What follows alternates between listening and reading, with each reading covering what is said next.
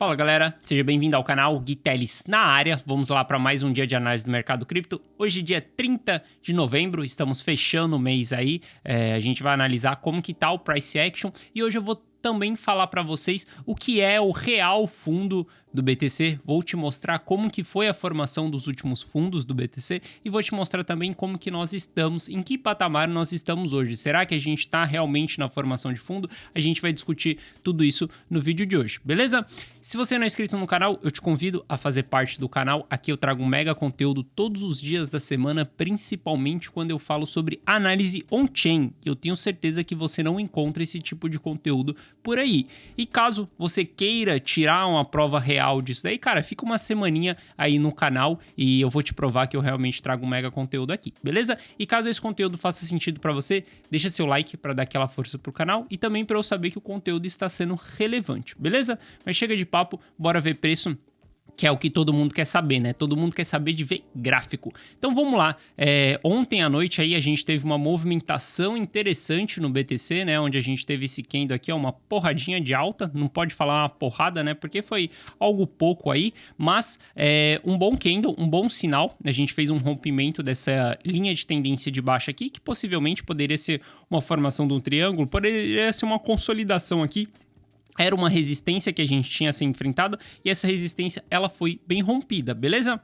Eu vou ser bem claro e bem direto com vocês, tá, galera? Não entre nesse tipo de candle. Você nunca entra depois que o mercado dá uma porrada. Você tem que se antecipar aos movimentos. Eu vejo muita gente com ejaculação precoce, simplesmente achando que agora é alta infinita, que tudo acabou e que, cara, o candle já foi maravilhoso e isso daí é confirmação de alta. Cara, vai com calma. Você nunca entra em um candle verde, você entra em candles vermelhos, basicamente, não necessariamente, né, não vai seguir isso à risca, mas basicamente o que eu quero dizer é você entra no mercado quando o mercado está um caos, não quando o mercado está muito flores, beleza? Então toma cuidado com esses candles muito fortes aqui, porque você pode ficar preso em topo se você entra em um candle desse daqui, beleza? A gente precisa ter uma confirmação desse rompimento. O que seria essa confirmação desse rompimento? Ou a gente romper a próxima resistência que a gente está aqui em cima, tá? Eu tô olhando num gráfico de 4 horas para antecipar essa movimentação, olhar mais no curto prazo aqui, mas vocês vão ver que eu vou falar mais do longo prazo aqui quando a gente for falar sobre formação de fundo, beleza? Mas aqui no curto prazo, o que a gente tem? Cara, a gente tem uma resistência aqui em cima. É momento de entrada aqui? Não, não é momento de entrada. Eu sempre falei para vocês que momentos de entrada são momentos aqui embaixo, quando a gente estava ali por volta dos 16 mil dólares, beleza? Aqui nos 17 mil dólares, a gente está enfrentando uma resistência. A gente tem a probabilidade de devolver essa alta aqui, o mercado pode devolver essa alta aqui. Se a gente devolver essa alta, perder esse fundo anterior aqui, cara, isso será muito negativo pro price action do BTC, beleza? Porque a gente vai perder um fundo, a gente vai perder um belo rompimento aqui que teve, que foi um rompimento aqui, rompeu com força mesmo, né? Então, a gente pode sim caracterizar mais baixa caso a gente venha perder esse fundo aqui. Cara, então você tem duas opções para ficar ligado. Uma é ficar ligado na perda desse fundo aqui e a outra opção é você ficar ligado exatamente no rompimento dos 17 mil dólares. Rompeu os 17 mil dólares... Rompeu os 17 mil dólares, voltou e tá querendo consolidar a formação de fundo, confirmar o rompimento dos 17 mil dólares, aí sim é um ponto de entrada, beleza? Pode ser que você pague mais caro lá na frente, só que você vai estar entrando mais estratégico, com mais raciocínio lógico do que simplesmente entrar na emoção, beleza? Se entrar aqui, cara, você vai ficar preso no topo e o seu stop, ele vai estar no mínimo aqui atrás de 6%. É um stop que não é nada quando a gente fala de longo prazo, né? Quando a gente olha para um gráfico diário, por exemplo, cara, não é nada. Eu tô simplesmente olhando ali para um gráfico de curto prazo para tentar antecipar movimentações. Mas quando a gente olha aqui para o gráfico diário, cara, ainda está em um bom ponto de compra. E aí você tem que saber diferenciar o que você quer jogar nesse mercado. Você quer jogar como um investidor? Você quer jogar como um trader? Você quer jogar como um swing trader? O que você quer fazer, cara? Depende. Cada objetivo, você vai olhar um time frame diferente no gráfico. Não adianta olhar 4 horas, por exemplo, para quem está pensando em investimento. Eu trago um gráfico de 4 horas aqui para vocês, eu trago essa análise aqui para vocês, simplesmente porque eu sei que tem pessoas que também operam muito no curto prazo. Eu sou um cara que faço isso? Não. Eu sou um cara mais do longo prazo do que no curto prazo. Eu vou operar mais no curto prazo quando a gente estiver com uma tendência favorável de alta. Aqui está uma grande sacada. Eu só faço trading quando a favor da tendência, e eu só uso a tendência de alta, eu não opero a tendência de baixo, eu não shorto o mercado. Então eu vou fazer essas operações de curto prazo quando tiver tudo positivo no mercado, beleza? Onde a minha probabilidade é menor de ter perda. Mas olhando aqui para o gráfico diário, cara, tá super interessante aí essa formação de fundo. A gente vê que o MACD, ele inverteu para cima, né? A gente teve o cruzamento ali, aonde a gente começa a entrar com força compradora. E o RSI também, ele tinha batido em região de sobrevenda, e aí a gente começa com o RSI subindo um pouco. Cara, tudo que acontecer, eu falei aqui para vocês ontem que tudo que acontecer dentro dessas duas linhas brancas aqui, ó, cara, é mais do mesmo, né? Na verdade, essas linhas aqui, ó, tudo que acontecer aqui dentro vai ser mais do mesmo. A gente precisa aguardar um rompimento, seja um rompimento para cima, para a gente saber que o mercado está querendo confirmar a formação de fundo, querendo voltar lá para a região dos 20 mil dólares, ou seja, um rompimento para baixo, para que ele vá buscar patamares mais baixos ainda. Aonde serão esses patamares mais baixos? Não sei, eu não consigo prever o mercado e eu nem tento prever o mercado. O que eu consigo fazer é simplesmente bolar uma estratégia. Eu me pergunto, o que eu vou fazer caso o BTC rompa os 17 mil dólares? O que eu vou fazer caso o rompimento seja para baixo? Se a gente for parar nos 10 mil dólares, o que eu vou fazer? Sempre tenha uma estratégia para ambos os cenários. É o que eu gosto de falar, é bunda na parede, cara, o tempo inteiro, para você não ser pego desprevenido. Por exemplo, eu tinha uma tese muito forte de que era improvável a gente perder os 18 mil dólares. Com o evento da FTX, a gente perdeu os 18 mil dólares. E aí, o que eu fiz? Entrei em desespero? Não, porque mesmo achando que fosse improvável, eu tinha uma estratégia para caso a gente viesse a perder. E qual que era a estratégia? Simplesmente eu tinha duas opções, ou estopar ou diminuir meu custo médio. Decidi diminuir meu custo médio, beleza? Então, você sempre tem que ter estratégia no mercado, isso é a melhor coisa que você faz. A gente vai falar da formação de fundo, mas antes vamos olhar o Ether aqui também, que o Ether tá subindo bem aí de ontem para hoje, né? Os dois ativos, BTC e Ether.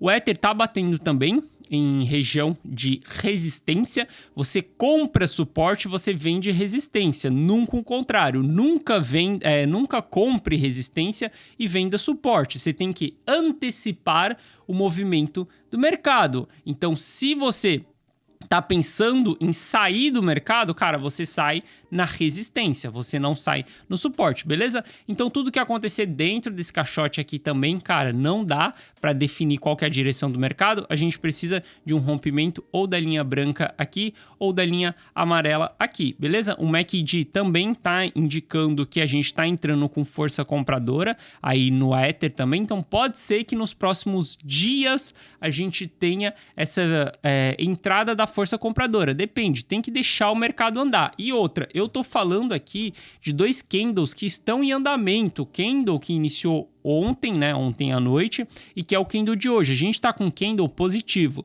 Só que a gente precisa esperar o candle fechar. O candle aberto não significa muita coisa, porque ele pode mudar. Eu olho o candle diário. Então, para mim, enquanto o dia de hoje não fechar, cara, não representa muita coisa esse candle, porque ao longo do dia ele pode mudar. Aguarda o fechamento do candle, veja como que vai ser a abertura do próximo candle, se a gente vai abrir rompendo. Cara, caso a gente abra rompendo, já se prepara para no pullback possivelmente fazer uma entrada. Alguém que não está muito favorável é exatamente o S&P. A gente se descorrelacionou, o mercado cripto se descorrelacionou do mercado americano com a quebra da FTX, e aí a gente tem o mercado cripto caindo enquanto o mercado americano estava subindo. O Nasdaq estava subindo, o S&P estava subindo, então a gente perdeu a correlação. Não sei ainda, não dá para saber, eu já falei isso daqui para vocês, ainda não dá para saber se a gente vai perder a correlação para os próximos meses. O mercado cripto, ele costuma formar o topo, ele formou, né, o topo primeiro que o mercado americano. Eu acredito que a gente vai formar o fundo primeiro do que o mercado americano.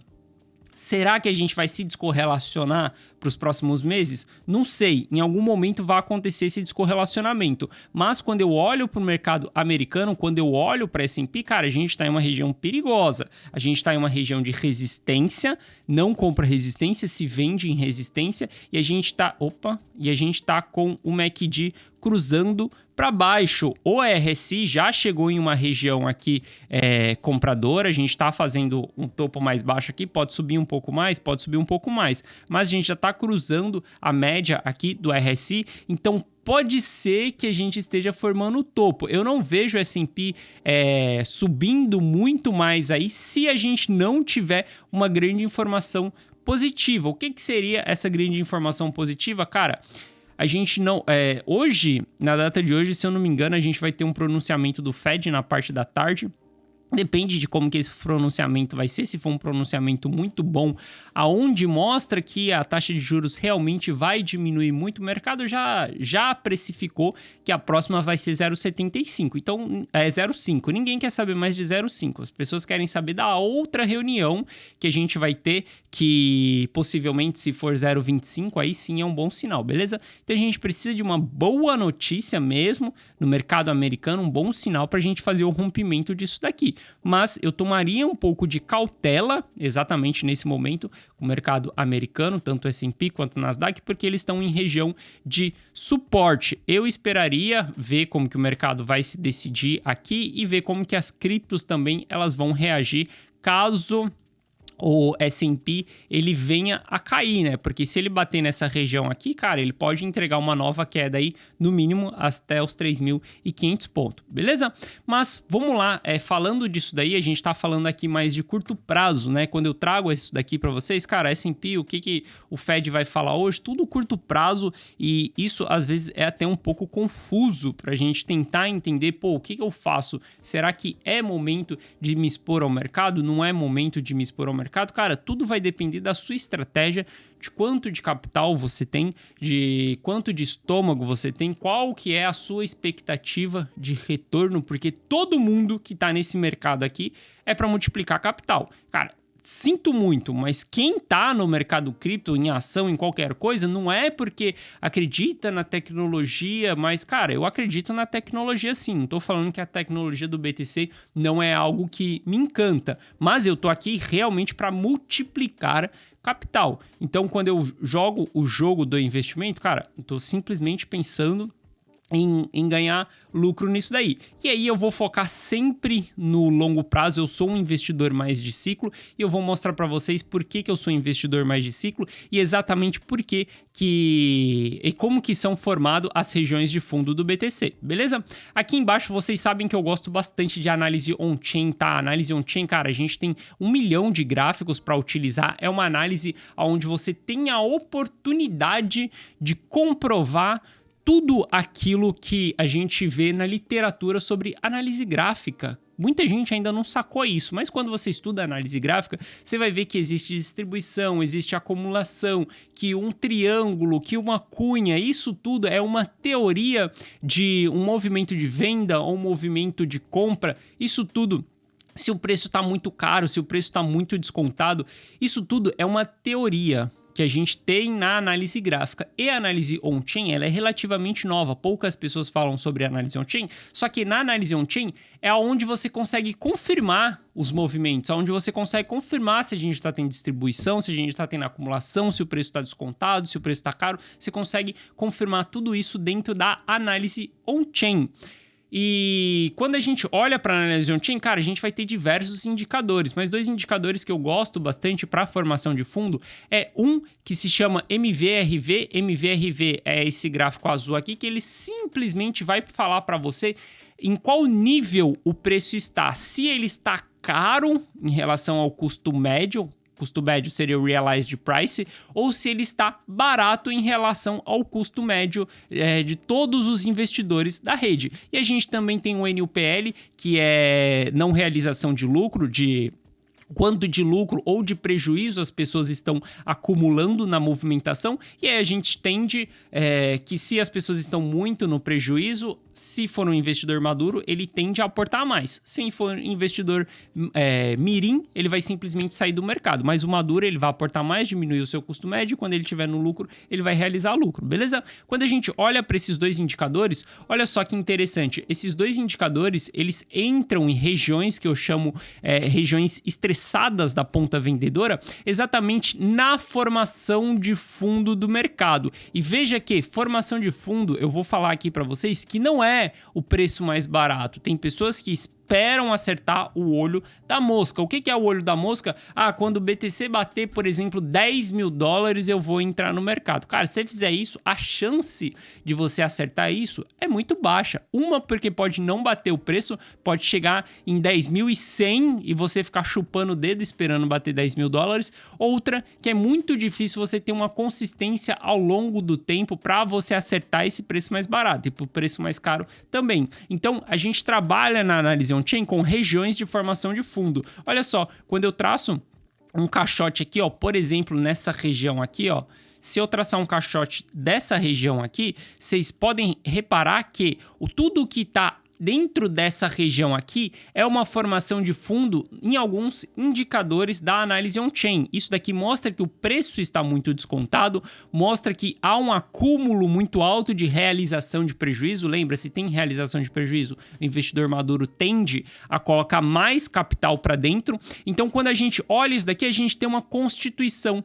de fundo. E aqui eu estou falando de 2015, cara. Em 2015, a gente está falando que o BTC abaixo dos 320 dólares era a formação de fundo. Qual que era o preço mais barato? Cara, não sei, não dá para saber qual que é o preço mais barato. Só que eu sei que se você faz um dollar cost average nessa região, sou contra fazer dollar cost average durante toda a queda, durante todo o bear market. Não acho que isso é uma boa estratégia. Para mim, dollar cost average tem que ser feito em região de capitulação. Região que mostra que o preço do ativo tá muito barato. Essas regiões vermelhas desses indicadores, beleza? Se você faz um dollar cost average aqui e você faz quando a gente estiver em região de topo, lá no próximo ciclo, eu vou estar mostrando indicadores de topos para vocês, beleza? Mas se você faz uma saída média aqui nessa região, olha só o potencial de valorização que você tem. Pegando a metade aqui, ó, a metade desse canal,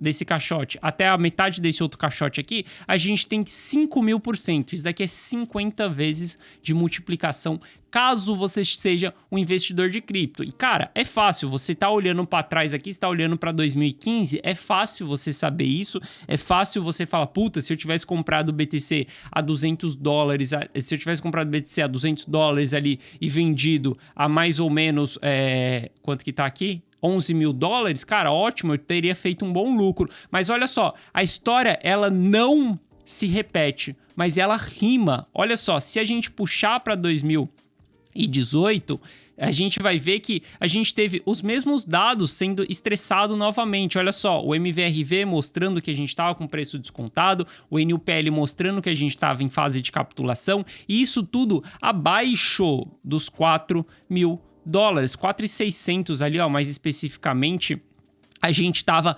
nessa região de capitulação. Dava para você saber qual que era o preço mais barato que a gente ia chegar? Não, cara, não dá para você saber qual que é o preço mais barato que você ia chegar. Só que como foi formação de fundo aqui em 2015, nessa região, com esses gráficos estressados aqui, não só esses gráficos, mas, por exemplo, se a gente puxa lá para 2015 o Realized Price, a gente vai ver que, essa mesma região aqui, ó, de 2015, a gente estava abaixo do Realized Price. Se você não sabe o que é o Realized Price, ele é o custo médio do ativo. Não vou te ensinar como que a gente chega nesse custo médio, isso aqui eu falo dentro do treinamento de análise on-chain, mas basicamente entenda que isso daqui é o custo médio, o custo justo, o preço justo do ativo naquele determinado momento, beleza? Então a gente vê que a gente também estava abaixo do Realized Price dentro dessa região, ou seja, temos várias informações de que a gente está constituindo fundo nessa região. Caso a tecnologia ela continue, caso a tecnologia ela continue sendo adotada, né? Porque se pô, morrer a tecnologia também, não adianta nada a gente ter o preço do ativo super barato, beleza? Então, olhando para cá, novamente, se a gente olha para 2018 e você entra nessa fase de capitulação, que é aonde eu chamo de fundo do mercado, eu não interpreto o fundo do mercado sendo um preço mais barato, mas sim o fundo do mercado sendo uma região, e você sai também do topo do mercado sendo uma região. Olha só, o último ciclo aqui, uma média aqui mais ou menos com uma média de saída ali, a gente tem 11.100%, isso daqui é 11 vezes de multiplicação, simplesmente você sendo um cara que sabe fazer análise on-chain, sabe identificar regiões de fundo e sabe identificar regiões de topo também, cara. Facilmente você faz uma multiplicação de 10 vezes. A gente teve o Corona Crash, que foi exatamente um fato... A gente pode chamar de um cisne negro no mercado. A gente teve uma queda muito brusca nisso daqui e olha só como que essas métricas estressaram. Ali no crash de 2020 foi uma agulhada. Sim, foi uma agulhada e a gente vê que as métricas estressaram também nessa agulhada, estressaram nessa ponta vendedora, beleza? E aí o que eu quero trazer para vocês? Que, cara, exatamente em 2015, 2018, a gente teve essa constituição de fundo, a gente teve a formação de fundo na análise on-chain. E quando eu olho para os dias de hoje, cara, simplesmente tudo que acontecer abaixo, galera, vamos lá, abaixo dos 22 mil dólares é região de fundo. Novamente, por que é região de fundo? Porque a gente tem o MVRV estressado, a gente tem o NUPL também entrando em fase de capitulação. Se a gente puxar o Realized Price, como em 2015 e 2018, ele também, o preço do ativo esteve abaixo do preço justo da rede, cara, a gente vê que nos dias de hoje também,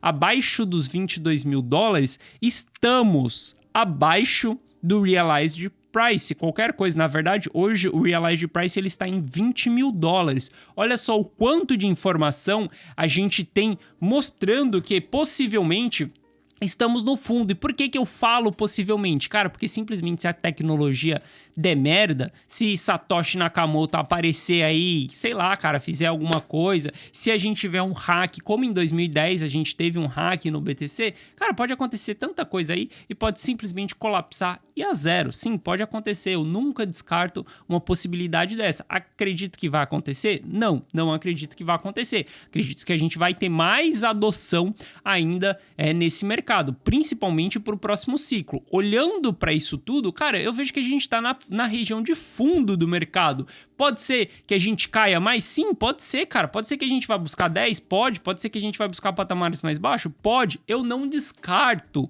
essa probabilidade. Por isso que eu me preparo para caso a gente tenha uma queda maior ainda no mercado. Mas olha só como que novamente estamos constituindo a região de fundo, a mesma região de fundo que foi marcada em 2015, que foi marcada em 2018. Se você olhar para o primeiro ciclo do mercado lá, o 2011, você vai ver também que esses gráficos estavam estressados ali, ó, abaixo de toda essa região aqui, ó, a gente já tinha esses gráficos sendo estressados, onde a gente estava mostrando a constituição do fundo novamente. Se a gente puxa o Realized Price lá para 2015, a gente vai ver, olha só, como a gente também estava abaixo do Realized Price. É porque um gráfico está me indicando que estamos em uma região de preço super descontada, que eu vou comprar, que eu vou dar all-in, que eu vou sair igual um louco vendendo tudo e aportando no mercado? Não, cara, porque você não sabe qual que é o preço mais barato.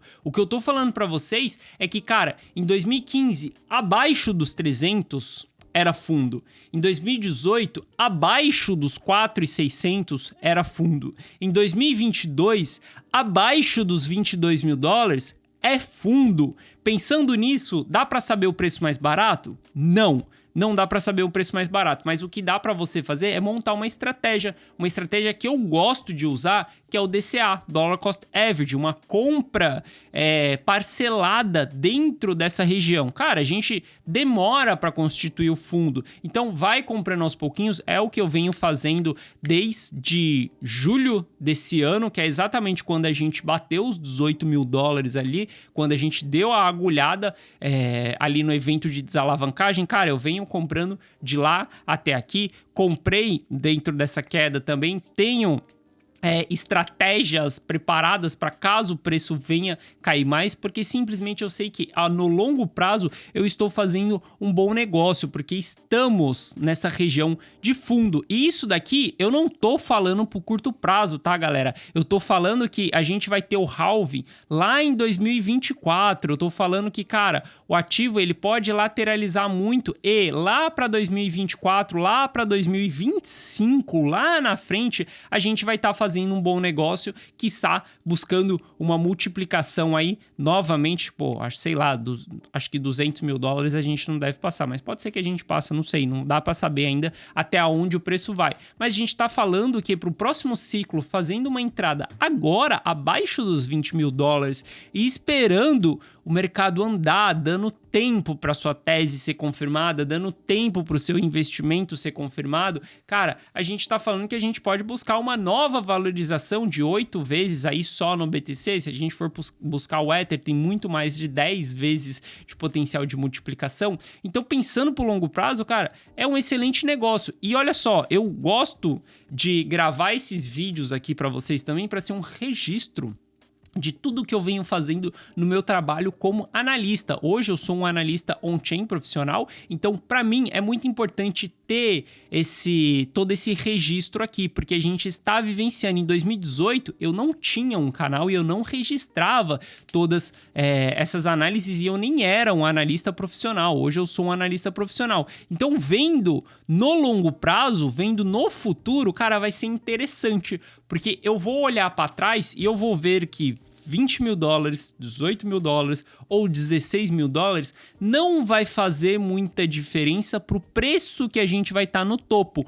Como em 2018 não fazia diferença se você tinha comprado em 6, em 5, em 4 ou em 3 mil dólares. Para quem comprou até em 6 mil dólares em 2018 e viu o mercado subindo a 68 mil dólares, cara, indifere, porque o cara comprou bem, comprou a 6, poderia ter comprado melhor, você sempre vai poder comprar melhor, você sempre vai poder vender melhor.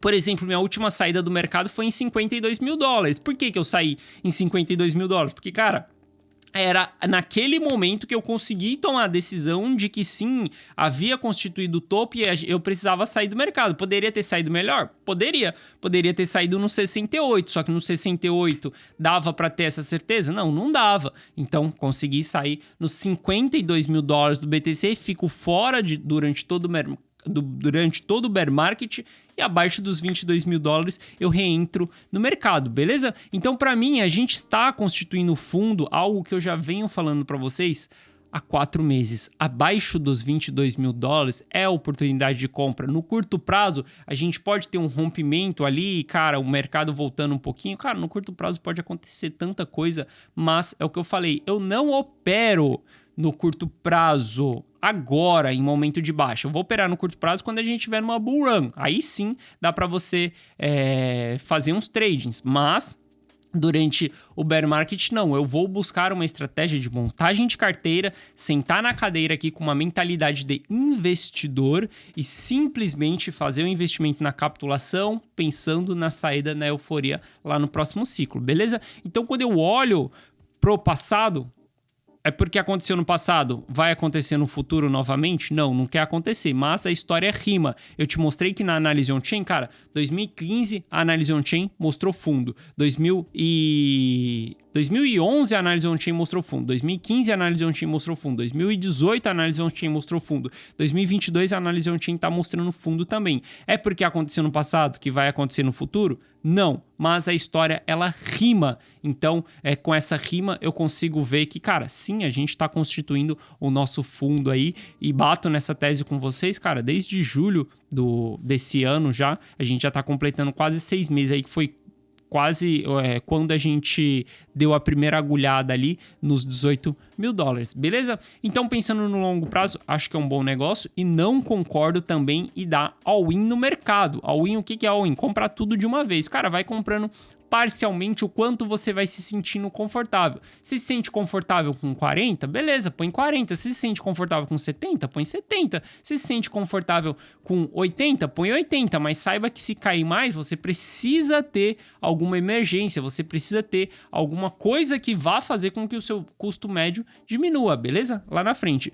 Então é isso, espero que vocês tenham gostado na análise de hoje, trazendo mais esse overview para vocês e um pouco do meu mindset, como que eu penso nesses momentos de capitulação. Espero que isso agregue bastante na sua jornada como investidor, beleza? Então é isso, galera, um forte abraço, tamo junto e eu vejo vocês amanhã novamente. Valeu!